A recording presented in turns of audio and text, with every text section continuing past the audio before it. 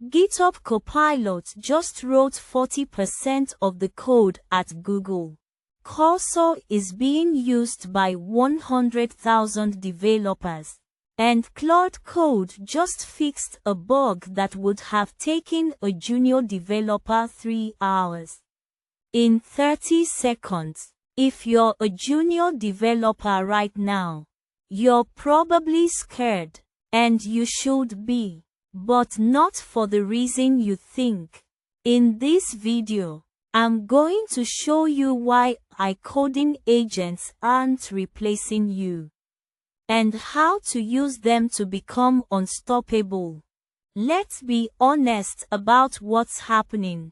AI coding agents are getting scary good.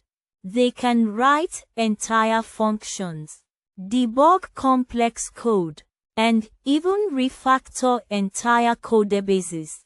GitHub says Copilot autocomplete suggests 30% of all code written on their platform. That's insane, and it's only getting better. Every month, these tools get faster, more accurate, and more capable. So yes, if your only skill is writing boilerplate code, you're in trouble. But here's the thing. That was never supposed to be your skill. AI coding agents are incredible at pattern matching. They've seen millions of code examples.